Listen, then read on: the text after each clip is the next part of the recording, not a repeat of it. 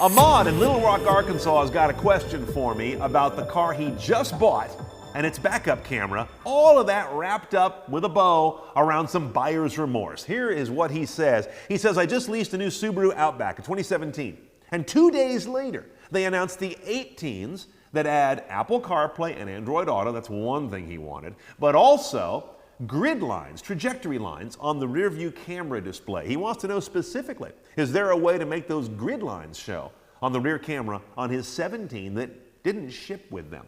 Ahmad, I would have to say that's very unlikely. I don't recall offhand ever seeing a firmware update that added grid and trajectory lines to a plain rear view camera. There's a lot going on there in terms of sensing that has to be tied into the image and then processed by the head unit to make that happen. It's not quite as simple as just switching it on. So check with your Subi dealer, make a big noise, say you're really disappointed, the whole 2-day thing, and see if there's anything they can do. But if engineering hasn't done it, it's not going to be an upgrade.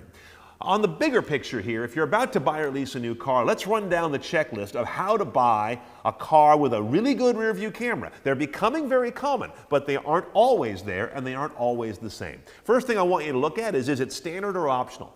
A lot of the least expensive cars, a lot of Japanese cars, for example, and American cars, end up having a camera standard. A lot of pricey German cars still charge you an a la carte or an option package extra, an upgrade, to get a rear view camera. That makes me nuts. But once you get one and can justify the price, whatever that may be, let's take a look at what it should do. Some cameras just give you a view to the back. That can be a breakthrough. Believe me, that's a huge improvement over having none. On the other hand, as Ahmad's been asking, does it have trajectory lines? It'll show you which way you're going. What are you going to hit if you keep going the way you are heading? Other cars will also add these interesting kind of volume blocks that will show the relative size and importance of things, because the view in the camera can sometimes be misleading.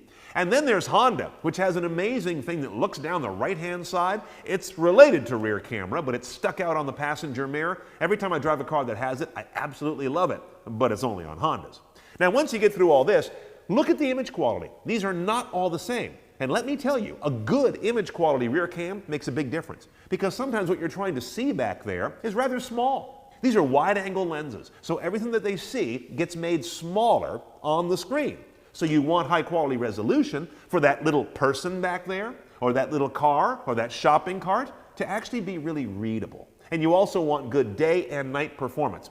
That's kind of hard to assess, though, on a single test drive. And finally, know that some cameras offer different angles. You can look super wide, or just wide, or look straight down, or look straight back. I wouldn't make this a really big deal, because I find in my time with these cars that after a day or two I stop using that angle. It's a thing you have to do. You got to push a button all the time. And I think you're just going to stop using it. Any good wide rear angle that's fixed is usually going to be great if you get the rest of this stuff right. Know that the rear view camera is, I think, the #1 thing you'll wish you'd gotten if you didn't get it on the car you're about to buy or lease. Please make sure you get one. And know that by May 2018, every new car sold in the U.S. is going to have a camera by federal regulation. But in the meantime, it's possible to end up without one, and you're going to hate yourself. Keep those emails coming. I'm here to answer your questions about high-tech cars and modern driving. It's Cooley at theroadshow.com.